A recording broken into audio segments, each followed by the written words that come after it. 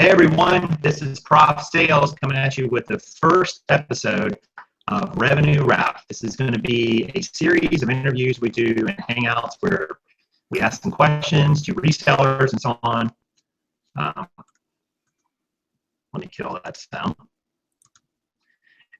And we will be, talking to resellers around the YouTube seller sphere, if that's even a word. And hopefully you guys will get a lot out of this. Hopefully you'll be able to, ask some great questions and see some different points of view other than just what you see on my channel and so on. And so if you're in the chat room, give us a shout out, let us know you're here. And if you want to ask a question, please type 3 question marks, 3 or 2 question marks, whatever you want to do at the beginning, and then ask your question. Just we'll know that it was a question. And so let's get right into it. So tonight I have with me Tonya Sheets, who is also known as the Thrifty Treasures here on YouTube. She has her own channel. So she has been a reseller for, well, I'm not going to tell you everything. She'll just she'll fill you in on all the details and so on. So Tonya, welcome to the show tonight. Thank you for having me. Well, thank you for saying yes. We really appreciate it. Oh, we having a little sound issue here. I don't know, is it on my end or is it Tonya's? Testing, testing.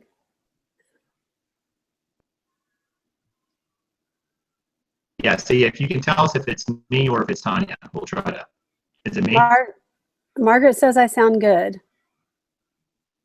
Okay, let me make sure my my camera setting here are right. All right. Let's use. You want to try without your earbuds? I think. How about this one? Does that? Oh, that sounds good.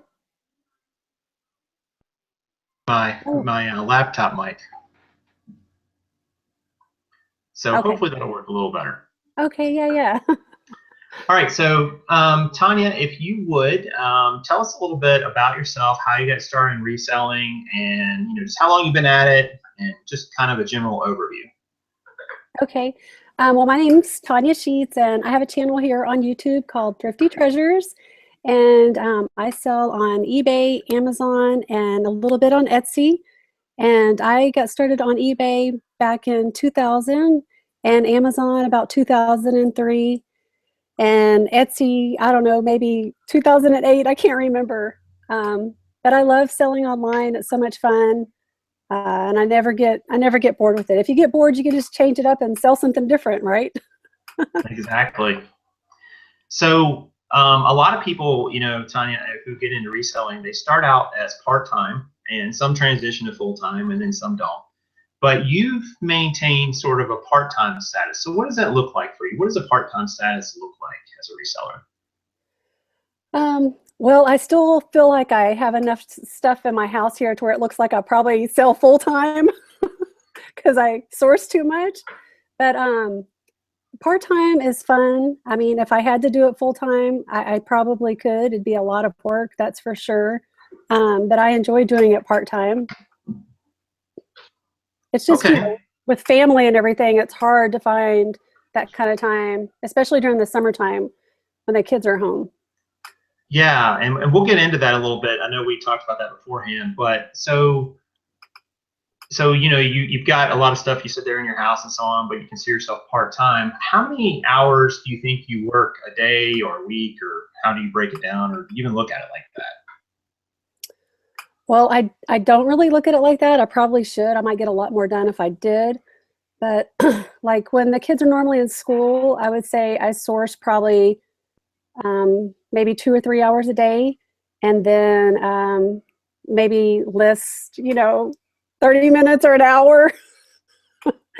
But some days I stay home and I don't source at all, and I can get a lot done that way. Like if I just stay home, no sourcing that day, I can knock out a lot of listings that way. Now, is this like, how many days a week do you work on average? Oh, every day. Yeah, there's no day that I just like walk away from the computer. I'm always connected. Yeah, we all kind of feel like that sometimes, don't we? It's like it never stops. There's no day off, right? So what would be like maybe a typical day for you? Like maybe it's a you know, what do you do? Like you obviously get up in the morning and you got, you know, family stuff going on, but you also got reselling and so on. What does it kind of look like for you? Well, I like to wake up early in the morning before the kids get up and have my coffee and kind of go over my messages and check my Amazon and eBay and maybe get a couple things listed before they wake up. And, you know, once they wake up, then I don't know, it's just sporadic throughout the day. I'm on and off, on and off. Do you spend more time, you think, like with eBay or Amazon or Etsy, or how's it split up for you? Do you have a preference one over the other, and what does that look like?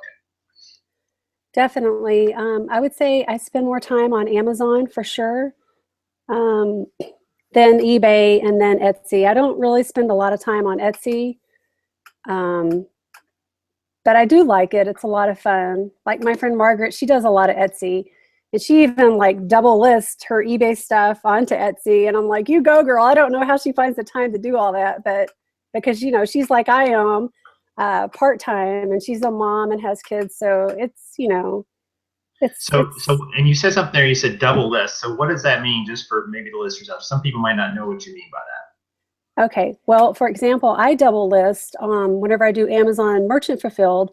A lot of times I'll go and I'll list the same book on eBay. So that way I increase my chances of selling it. I have more eyes on my item. So. Right, right. Now, of course, that brings up, you know, what happens when you sell it in one place and somebody buys in the other. Has it ever happened to you when you double listed? It's never, I don't think it's ever happened to me. But if it did happen, the first thing I would do is try and buy it from another seller and fulfill the order anyway, so I didn't have to cancel. But yeah, I would try not to cancel on either site. Right, right. No, that makes sense. I actually haven't ever done that in my own because I've always been afraid that it's like, I know I'm just going to sell it on both and then have to, you know, jump through hoops to figure out, oh my gosh, I got to send this one to this one and this one and this one. Yeah. I mean, the chances of it happening are pretty rare. I mean, they are. And people, you know, and I know some people like that idea. And I think maybe with stranger objects, you know, maybe not so common. Maybe you don't fall into that trap as much as, you know, what that would happen as much with like common items where people buy them and often, you know, buy them all the time.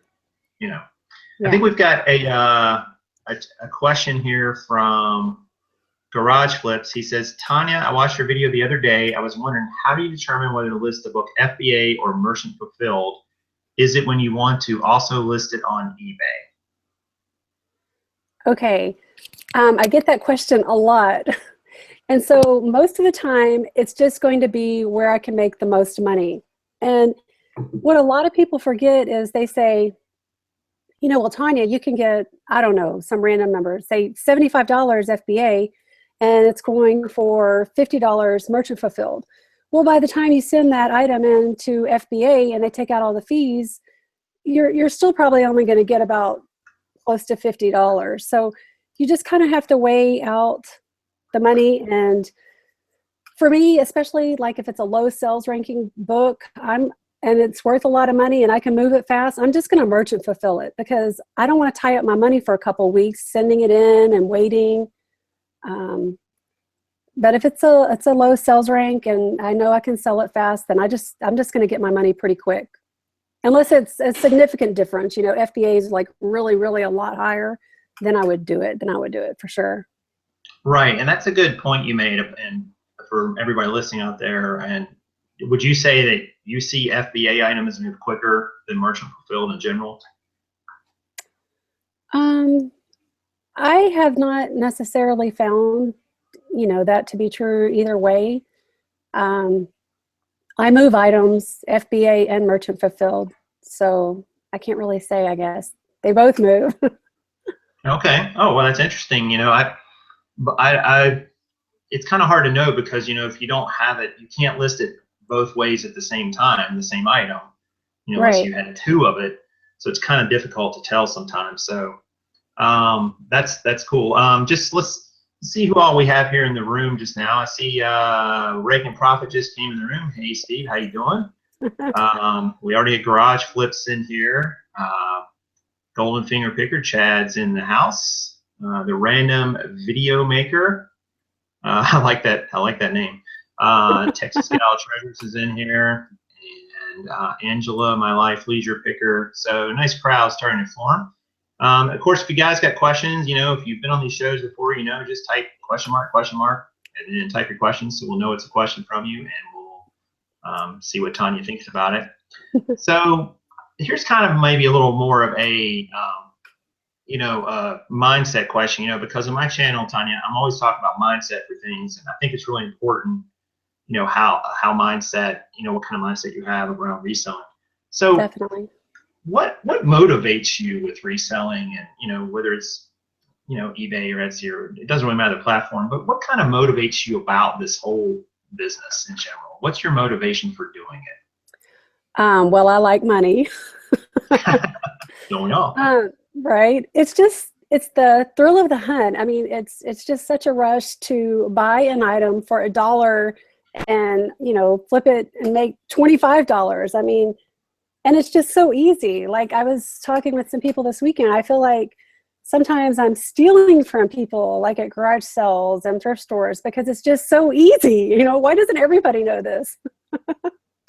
Yeah, don't you feel like sometimes you want to tell them, hey, you should sell this for more, but then you think, no, don't, I want to buy it. I'm not saying nothing. Yeah, that's a good motivation. I mean, obviously the money is a big part of it.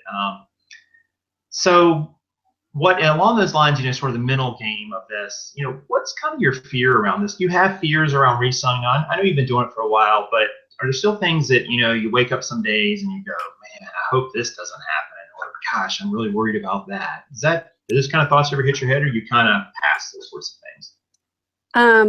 I do have one fear with reselling, and that is the Goodwills in my area starting to sell books.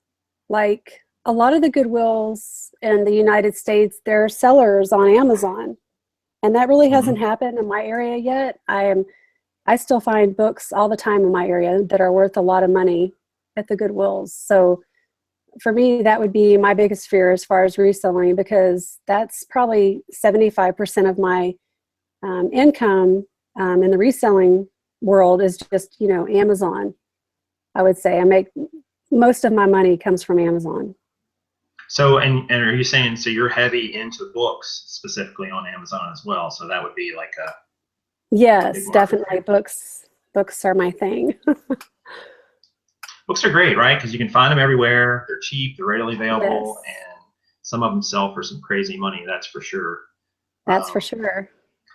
So what's kind of like your favorite aspect of being an entrepreneur, besides like the money part, and that's a motivation, but what do you really like about this? If somebody said, what's kind of the joy you get from this? How would you answer that question? The joy I get from it, it's just do you fun. get joy? Yes, joy.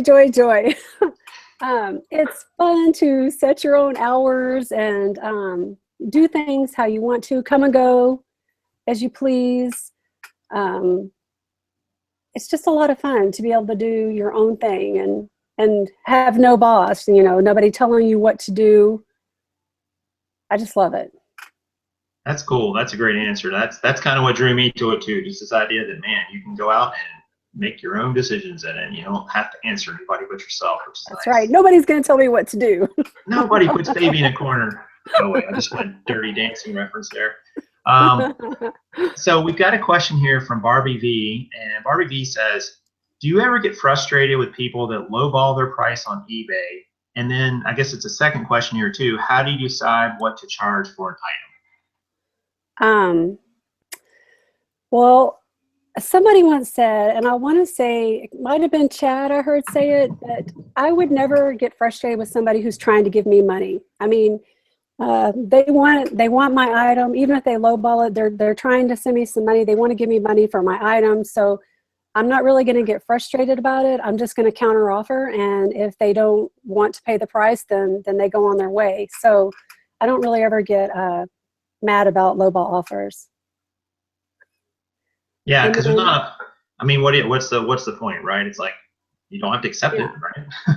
Exactly. And they want to give you money. They want to give you some money for your item. So I just try and work with them.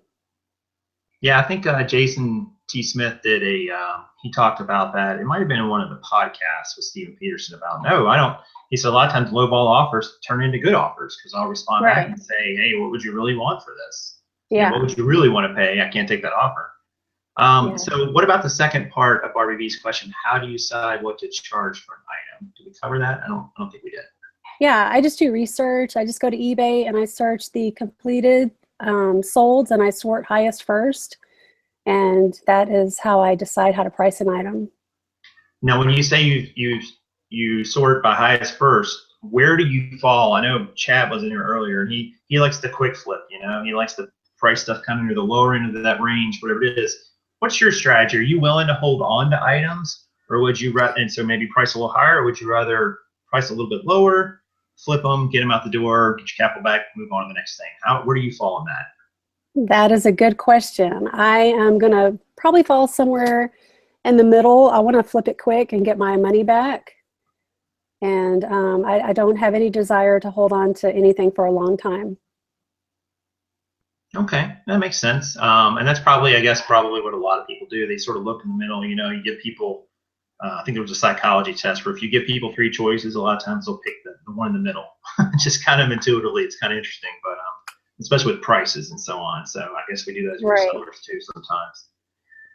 All right, let's see what else is going on here in the chat box, just to make sure I'm keeping everything.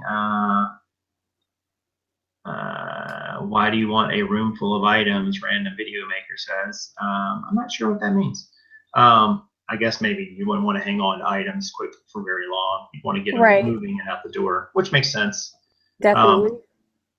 So we've talked about kind of mindset and so on, and you and I talked about some of the questions maybe beforehand. And do you think that you have a pattern or a formula to being successful? I mean, obviously you have, you've been in the community for a while. People know you, they know your name, they know your channel, and you've had this level of success, reselling. And for you, it works, it makes sense, it's what you want and so on. But do you think there's like a pattern or a formula to that you could explain, or what does it look like to you? Well, first of all, those are really kind words about me. Thank you. My pattern, I guess, it would just be, I just love to go out and buy things, and I try and get them listed as soon as I can, and flip them and get my money back. I try to be consistent, like say, okay, I'm going to do 5 items on eBay today, maybe 10 on Amazon. So I try to set like little small goals for myself, and I really try to be consistent. Okay, so consistency is that's your formula, being consistent with what you're doing in your business, the goals you've set out, whether it's listing or sourcing or what have you. That makes sense. I think a lot of people would agree with that kind of formula, and it's different for everybody what it looks like. Yes. We have another couple questions here. I think I saw. Barbie V says, how do you get your items to stand out from other sellers? Well, I would say the most important thing is to take really good pictures and try and make sure you have a nice white background so that your items kind of stand out and set yourself apart from all the other sellers. Okay. Yeah, maybe do some research on keywords for your title. Right. So pictures, keyword. What about price, shipping terms? What about those sorts of things? What's your mindset on those? I usually try to always do free shipping, especially with jewelry. It's so lightweight, easy to ship. I usually do free shipping with the books too. And again, it just depends on what everybody else is doing, especially if I'm on eBay. I'm going to do the research, and most of the time, I try and come in the middle, but a lot of times, I want to be the lowest seller because I want to move it fast and get my money back. And also offer 30-day returns. Right, 30-day returns. That's now required on eBay to become a top-rated seller, if I'm not mistaken. Yes. I always get confused with eBay's programs because it seems like they change every month or two. They do change all the time, yes. But and top rated seller, for those of you watching, if you don't know, you get extra discounts and so on. It's not just a label, but you get extra discounts on the fees and so on. Yes. Well worth it. There's another question here from Joey P. He says, what do you do when the Amazon price is so low that you can't make money, but it has a great rank? So it's got a good rank, but the price Amazon, I assume he means Amazon is selling it, or maybe someone else, but the price is so low you can't make money, but it has a great rank. What do you do in that situation? Well, in that situation, that book would probably go in my bag that I take to half price books like once a month. So, I kind of have my duds, if you will, and sometimes, I'll go through my inventory and I'll just take some of the stuff out that's been sitting too long, and I take it all to half price books and I get some money back. Okay, so you make lemonade. You flip it out. Yeah, so there you go. You make lemonade. You take the book, you get some money back out of it, and just say, hey, it's not worth competing on that price. And but you've already bought the book, so you got to do something with it, right? So might as well get what you can get out of it. Okay, that makes sense. So you obviously, you have a family life. I think you have kids, a husband. You guys are other commitments, I'm sure. How does being an entrepreneur affect all that, your family life? How do you juggle those sorts of things and sort of make sure that you're spending enough time and energy with your business, with your family, and so on? Right. Well, like I said, I like to try and get up a couple hours in the morning early before the kids get up and get some things done. And then after they go to school, of course, I have all day long to do stuff. And then usually when they get home from school in the afternoon, I try to step out of my room in here and spend time with them. Okay, so you're kind of segmenting your day up, and just it's just another set of things to get through. And obviously, I guess there's times when family has to be brought to the forefront and business has to take a back seat. Yes, definitely. Okay. Yeah, I think we all kind of are juggling that one, with whatever other commitments are and so on. But it's really about planning your day and or planning your week, or whatever that looks like for you, and what have you. All right, so I want to talk about for a moment another a little bit of a controversial topic, I think, in the reseller community. But let me see. I think we have another question here first. Barry V says, how long do you keep an item listed before you adjust the price if it isn't selling, or do you remove the item? Well, on Amazon, I adjust my prices every day. On eBay, I don't really ever adjust my prices. I don't really ever go in and look at that. Maybe I should. Speaking of that, do you run, what kind of listings do you run on eBay? Do you run good till cancels, 30 days? What do you do? I do good till canceled. Buy it now, best offer, or best offer. Okay, so that sort of makes sense with what you said about not going in and looking at the price.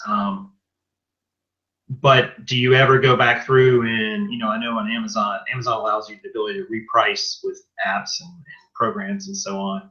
But do you ever do that sort of thing with eBay, or you just throw it up there and it's just like fire and forget, and once it sells, it sells?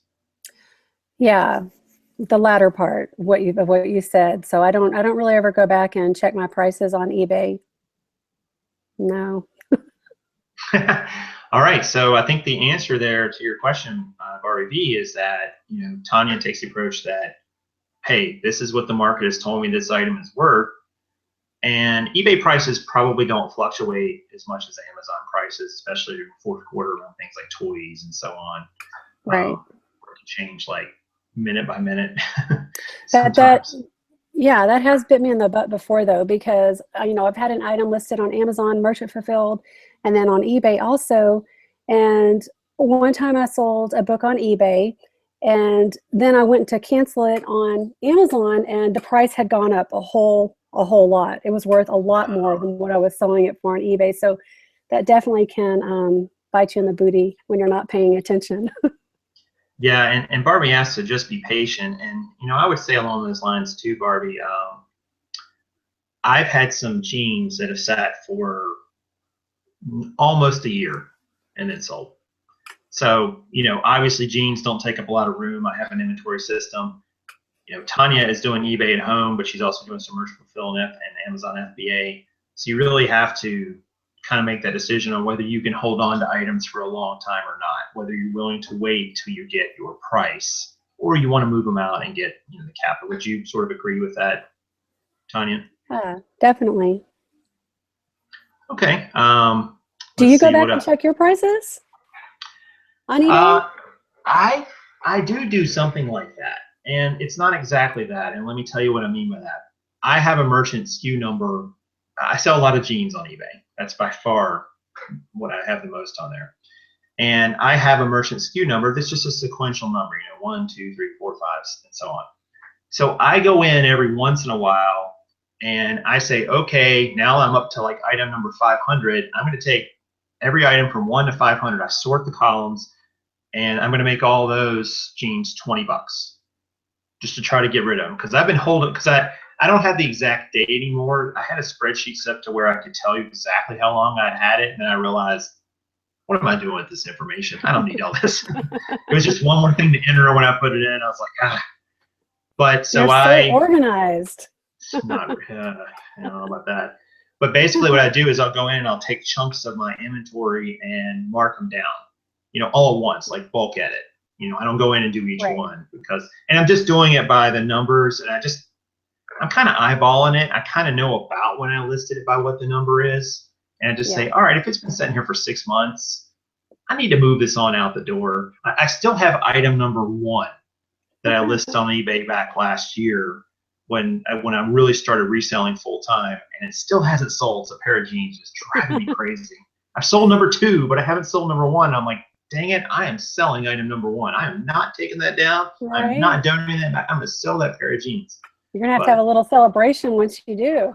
Well, I thought I was going to go in and take, my pictures back then sucked, to be honest.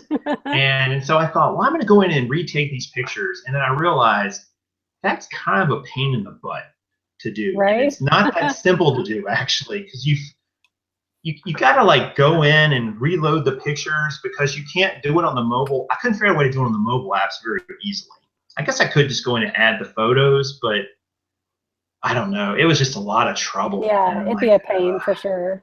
At one point I was going to do it, and then I thought, this isn't really worth it. This isn't a good use of my time. So I decided not to do it.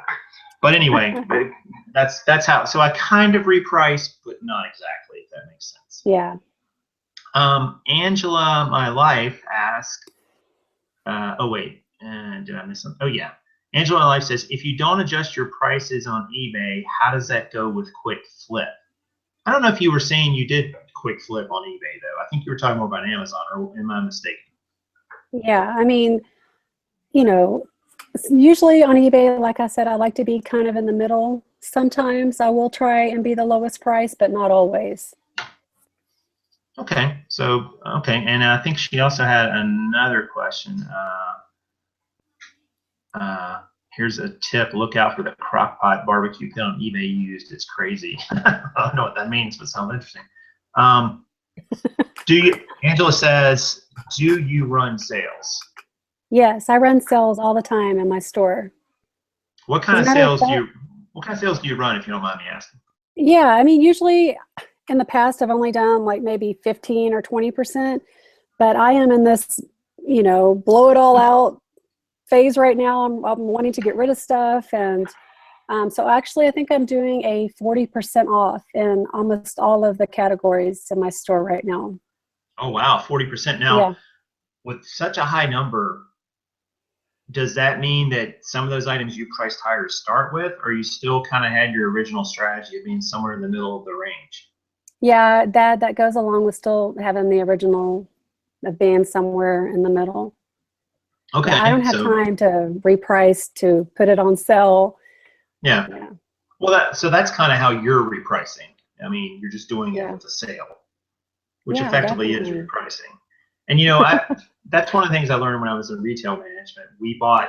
I worked for a big company. We bought stuff on credit, and you had to move it out.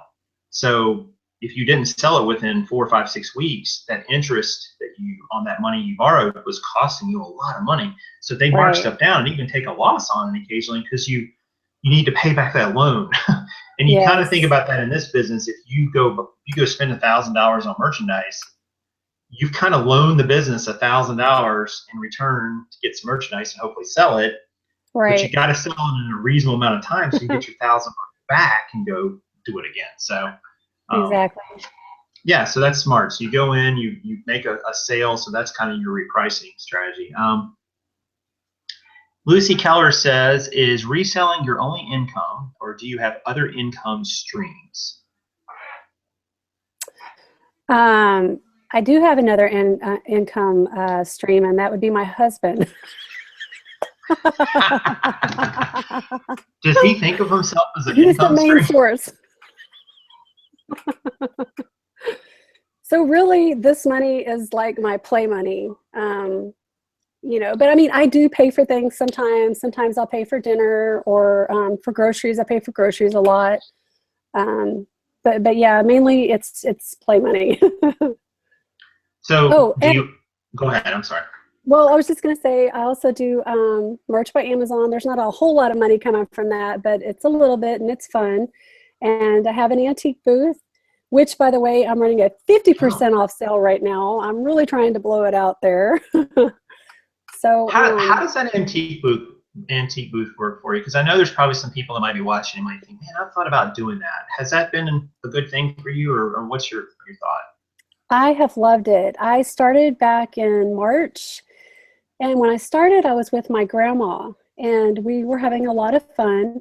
And then somewhere around November, she decided it really wasn't worth it for her anymore. So I moved to a smaller booth, and now I'm doing it by myself, and I love it. It's a lot of fun. I'm having fun with it.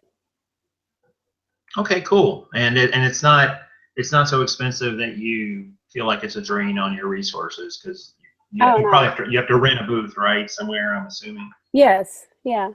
No, I mean, you know, you have good months and you have bad months, but for me, so far, the good have been outweighing the bad. Okay, great. That's I didn't see. I learned something. I didn't know you had an antique booth. I had no idea. So, all right. Well, I wanted to talk about a topic we started to get to a moment ago, and we got off on some other questions. And it's a topic that I think can sometimes be a little controversial in the reseller community. And it's the idea of paid groups, being a part of a paid group. There are some in the reseller community who feel like paid groups are not worth it, that they, you don't really get the value out of them for what you pay. And then there's others who feel like, well, with a paid group, you tend to get a smaller, tighter knit group of people who are a little more serious and so on. I know that you're a member of the green room, as am I, correct? Correct. Okay. And we're not here to hawk the green room, by the way. I don't know if Steve Raiken's still on, but I don't get any money if I mention the green room on this video. But can you talk about the green room a little bit, and what your perception of it is, and what your experiences have been with the green room, and what it is exactly? Yeah. Well, first of all, I definitely think that it's more of a group of people who do the same thing, and they're more serious and they're more focused, for sure. And when I see people bashing groups or stuff like that, I just don't give any energy to it. I don't want to be a part of it, because I believe in the green room. This is my second year, and I've met so many awesome people, and it's really cool to meet up with people who do the same thing that you do. And I've learned a lot. There's bolos going on all the time. How to do stuff, just how to even get started and stuff. So I've learned a lot, and I think that it's a great thing, and I recommend it. Yeah, and along those lines, there was just a green room meetup in Austin, right? Yeah. So tell us a little bit about that and what that looks like, just so people know what some of these groups are. And not every group's just like the green room. And again, I'm not hawking the green room here. We're just saying, there is a place for paid groups and so on, depending on your business model and what you're looking for. So tell us a little bit about that meetup and what that was like. Well, I think they started doing things on Monday of last week, and Chris, the Bonafide Hustler, it's his town, or not his town, but he lives in the town, and so he knows, all the places to go. There's a lot of neat, parks and nature places that you can go, and I think there was a lot of thrifting going on, and a lot of awesome places to eat at, and we went to an arcade. We played games. That was fun. So we had a really good time. It's so much fun. I look forward to it every year. Yeah, and I don't know about you, Tonya, but one of the things I found with it, it's a smaller group. I think it's maybe around 600 people, or maybe a little over that now. And again, I'm not going to sit here and debate paid groups or that sort of thing. But one thing I do find that's different, because I'm a member of some other groups on Facebook, for instance, with such a smaller segment or such a smaller group of people, you don't tend to get all this extra chatter like you do in some of the larger groups that really isn't helpful. That is so true. Very true. Yeah, that's kind of been my experience, and it sounds like you've had a similar experience. Yeah, you don't really see hardly any negativity in the green room. And not only that, but now they've started another page. It's called Green Room Life. I think that's what it's called, right? Green Room Life. And we talk about, health and stuff like that to motivate each other to be healthy. And it's a really good thing. I'm excited about it. Yeah, and just to, kind of wrap up on that subject for a moment. Again, I'm not advocating anyone watching this go join the green room, and I don't have any financial interest in it if you do. But what I would say to you is that, paid groups are not, this horrible thing where they're just trying to suck all the money out of you, and it's a pretty nominal membership fee to green room. I think it was $100 for a year or something ridiculous like that. I think you must be grandfathered in like I am. So yeah. But I think now the price has gone up. I'm not sure what it is. Right. And the groups, if they're good and legit, do your homework, do your research, just like anything else. If you're thinking about joining a paid group, ask around. Ask around in a lot of different places and sources. I mean, there's not one right or wrong answer. And sometimes maybe a group will even let you, try it out for a bit. Some groups might, but something to think about if you're out there on the fence, maybe, because people were always wondering, well, should I go join this group or not? And there's nothing wrong with the free groups either. They're great. I'm a member of a huge one on Facebook that I really enjoy. Chad and Ronnie's group, the Reseller Society. And, I do get a lot out of that one, for all kinds of different reasons. So it really just depends on the group in question, whether it's worth it or not. All right, so let's talk about a couple of nuts and bolts here. What sort of tools and apps and websites do you use to help you with your reselling? Do you use any specific, selling apps? Do you use any specific websites that you like to go to for information? What does that look like for you? Well, I definitely have the eBay and the Amazon seller apps on my phone, my iPhone, and then and Etsy too. For research, a lot of times if I can't find it on either one of those, I'll go, just to like Google, and I'll type in what I'm looking for and maybe hit images so I can see quickly if they might have what I'm trying to sell. But usually I can find on eBay or Etsy, I can get an idea. Okay. So and that's pretty standard. I think a lot of people start out with those, the eBay app, the seller app. What about any of the other, do you use anything to help reprice your books and so on, like on Amazon, or you just go in and do you do that manually? Do you leave those alone too, like eBay? Because Amazon has some additional functionality to be able to relist things or reprice things and so on. Do you use any of that or no? Well, I was using a repricer for a while called Reprice It. And I was only paying like $10 a month, and I really don't know that it was helping me a whole lot. I go through every single day, every morning, and reprice all of my Amazon merchant fulfilled. that's pretty easy for me because I don't have quite as many books here at home as I do at FBA. But it's harder for me now to do the FBA without going in and looking at each listing. I was just talking with somebody about this the other day. It's hard for me to, I haven't figured out those settings yet, like to just reprice for FBA, like, you know, brand new.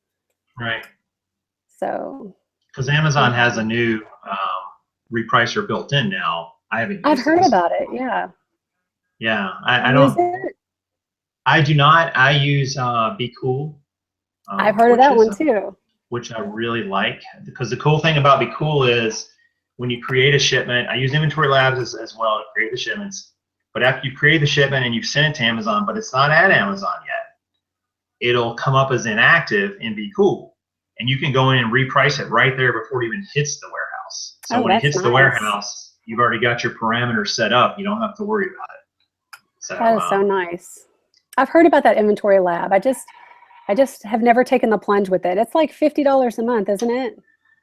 It is, and I would not recommend it for.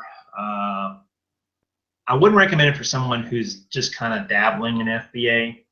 But if you're sending consistent shipments every week, like I've started doing, or started doing back in May actually, I think it's worth it. It gives you a lot of functionality that Amazon's website does not give you. I find their site kind of glitchy anyway. I always have issues with it. I don't know why. It's just me. I can't ever put anything with more than a quantity of 1. It always kicks it back to 1 when the shipment gets done. On Amazon? Yeah. I don't know if it's something in the settings or what, but that wasn't the only issue. I wanted to be able to go in Inventory Labs. I'm actually going to do a video about it a little bit down the road, but it actually allows you to set up suppliers. You can say, all right, how much am I making on the things I buy at Goodwill? How much am I making on the things I buy at Walmart? So yeah, I'd love to see a video like that. Yeah, I'm going to do it. It's so much to it. It's like, I don't know what to put in the video, what to leave out, because it's just a lot to cover in it, honestly. You could do a part 1, part 2. I might do it something like that, and I'm still learning it, so I'm by no means an expert. You know, but there is a lot of, and you can do your accounting in it too for your business, which is pretty cool. That is cool. Yeah, you can put in all. You can put in. I put my eBay accounting in it too, at the end of the month, and my mileage, everything. So it just keeps a running, basically just like not a balance sheet, but more like a cash flow. Right. A P&L basically is what it's keeping, profit and loss. So that's awesome. Someone says Inventory Lab also helps with tax time. Yeah, because you can keep track of what you spend for everything, which is nice. Yes. You know, so you know if you're actually making a profit or not. That's always a good thing in business, right? I use that Easy Auction Tracker, and it just. Now, is that just for eBay? That's just for eBay, right? Just for eBay.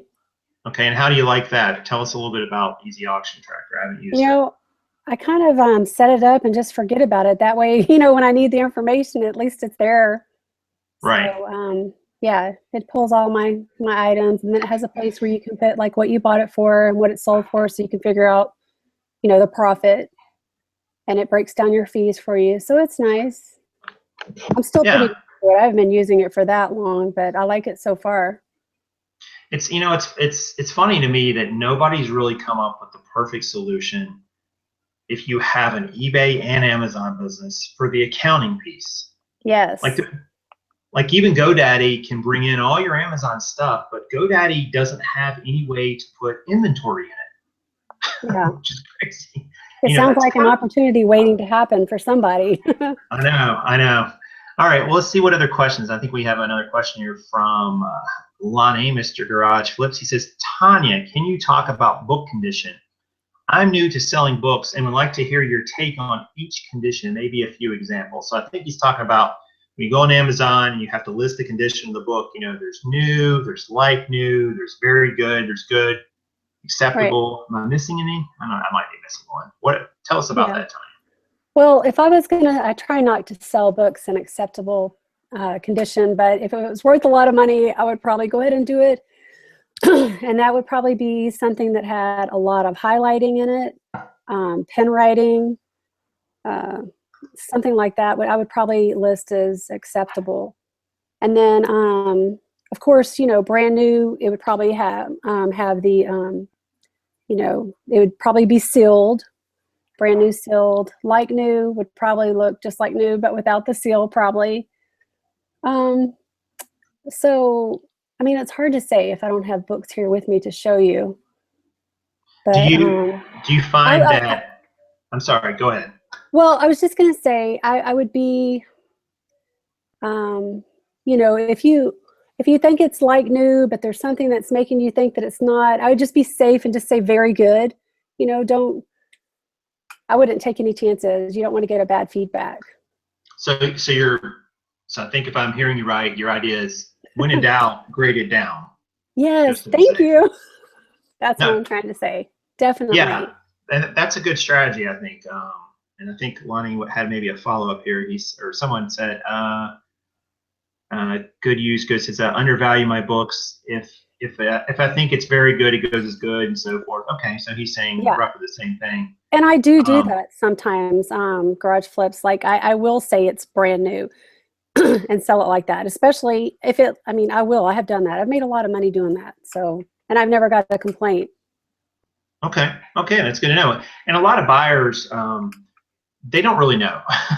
They don't know. They don't know what new exactly. I mean, what's new in a book? If you walk into Barnes and Noble and pick up a book, right? How can you tell it's new versus one that's not new? Sometimes you can't. If there's no marks in it, there's no creases on the spine. Just check it really good. That's the key, because if you miss something, right? it's not good. Okay, so I had a couple more questions here. I'm sorry, I'm looking up to them because I pasted them up here, so I've got too much stuff on my desk. What sort of locations are your main areas for sourcing, and is your area of the country good in terms of sourcing? And you're there in Texas, right? Yes. But I can't remember exactly. Was it Houston as well, or Austin, or where was it exactly? Houston, yes. Houston, that's right. Yeah, I don't ever have to leave my area. Very rarely. I mean, I find good stuff in my area all the time. It's plentiful. And so my favorite store is Goodwill. And I have like 3 in my immediate area, probably 5 minutes apart from each other. Oh, that's nice. Yeah, and I hit them all the time.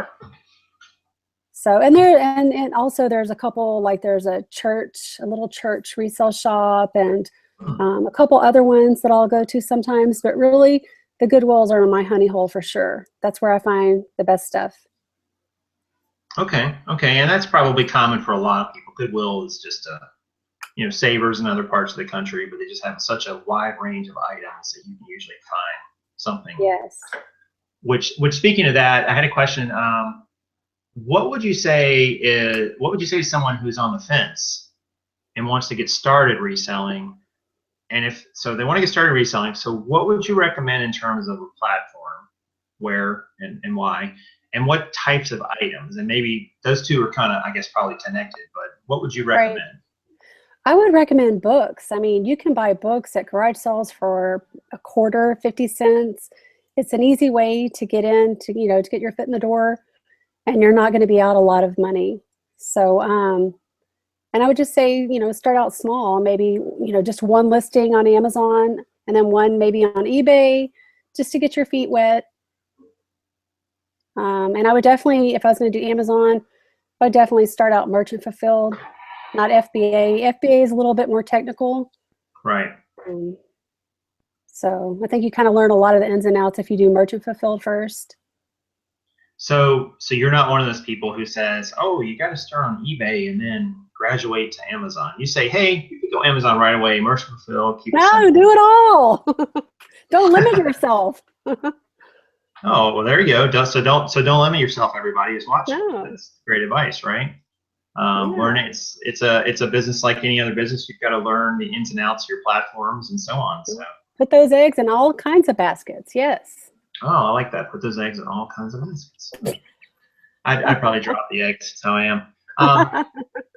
What have been? Here's kind of just a more fun question. What have been some of your favorite finds over all your travels? Some of the favorite things. Maybe not the most profitable. They could be. Maybe those are your most favorite. Those are your favorite finds. But what have been sort of your favorite things you found to sell? Okay, my favorite finds for sure have been the deers that I have mounted on my wall. So, and The I just what? found, Wait, yeah, the what? see, The look, deer? see, can you see it? Oh, Isn't he yeah. pretty? Nice. Yeah, I paid, Now, did you shoot that, or did you know? no, but people ask me all the time. Hmm. I would love to learn. I would like to go hunting sometime, but no, I've never been. So I paid $100 for him. He's like my biggest one. He's huge. But then I got one just yesterday. You know, we were on the way home from Austin, and we stopped at one off of Fondren. I think it was called Piney Point in Houston. And I found another deer. It was only $20. I mean, it looks kind of ratty a little bit, needs a little bit of work, but he's going to look pretty on my wall. So, and then other than that, I would have to say the jewelry jars. You know, I found some really good pieces of jewelry, Right. and that's exciting.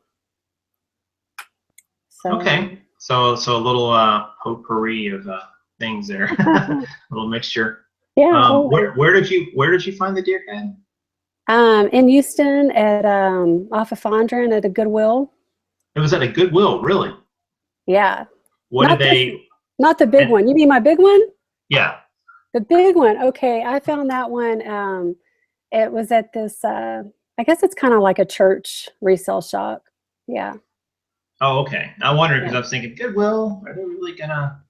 You know, somebody in the back probably would buy that before you got to the floor. Unfortunately. Yeah, I mean, I've never seen one as pretty as he is. He's huge. So, who have been, and present company excluded, who have been your favorite YouTubers to watch and why? What have you gotten from them? You know, what do you know, and because YouTube is a wealth of information. I mean, I think it's radically transformed how we learn things. You know, Definitely. because I don't want to say it's a lazy way to learn things, because there's actually a lot of great content out there if you really search for it. There's too much content. Like, I don't have time to watch everything I want to watch. I know. I feel the same way. I subscribe to probably 20 different resellers, and I'm like, I just cannot watch all these. Like, I will get nothing done. Right. But you have to spend some time, you know, researching, learning your craft. And it's not like that there's all these, there's not like there's a great reseller course out there. I mean, there's entrepreneurial courses, you know, they'll teach you things, of course. There's been some books written, you know, Chris Green wrote a book about retail arbitrage that a lot of people I have that one. I also have a book. So, but who kind of do you watch, and, you know, what are you looking for from somebody on YouTube? You know, what are kind of like your, you know, what are you looking to get out of it, I guess is the question. Well, for starters, like whenever I first came onto YouTube, the first person I found was Steve Raiken Profits. Right. And I really enjoyed his channel. He really got me pumped up about selling clothes. You know, and I just couldn't get enough of his channel. I loved it. And then through him, I found Chris, the Bonafide Hustler, and I enjoy his content as well. And through Chris, I actually found Margaret, Texas Gal Treasures. Really? Oh, I didn't know that. Yeah. He had liked one of her videos or something, and I saw it, and I went and looked, and so that's how I found her. But what I'm really looking for when I get on there is I really enjoy the sales updates. The eBay sales updates. I like to see what people have sold, what they paid for it, what they sold it for. I also enjoy watching the Amazon videos also. So when you see those, do you take that information and use it to go, you know, improve your business, or do you just look at it as, oh, well, that's cool, they bought this and sold it for that, or? Right. Well, you know, I file it up here. So it's just a little bit more knowledge I have, so that when I go out in the field, I just got that in my memory bank. So the more you know. Yeah, the easier, the better it is. One last question here, and I didn't ask you earlier, but how long do you? This is kind of a little bit more of a mental question, I guess. And, you know, this could apply to reselling, but I guess it could apply to other things too. How long do you stick with an idea before you give up? And let me explain why I'm asking the context. I've seen some chatter in recent Facebook groups and, you know, comment threads and so on. And people were asking, you know, well, I've been selling and my sales are crappy and I'm just not making enough money, and I've had this item listed for 3 months, or I've had these 10 items listed for 6 months, and I'm just wondering, you know, how long do I put into this before I just pull the plug? Or do you pull the plug? You know, so I guess the question is, it's more about, you know, mindset. Like, what's your drive lead you to do, and for how long and what direction? Or do you have a point where you say, you know what, that's just not working. It's not working for me to sell books on Amazon anymore. You know, I mean, obviously it still is, but you know, whatever the issue is, you have like a point like that. You know, just something you can say to people like, all right, well, if you've given it this much of a try, this might be a time to think about doing something different. Right. I try to be such a positive person. I have a hard time tolerating negativity. I mean, if you're talking about how awful your sales are and how you're not selling anything and, you know, blah, blah, blah, you're going to continue getting more of that. You know, instead start talking about, you know, when you wake up, you know, talk about what a great day it's going to be. I'm going to have some awesome sales.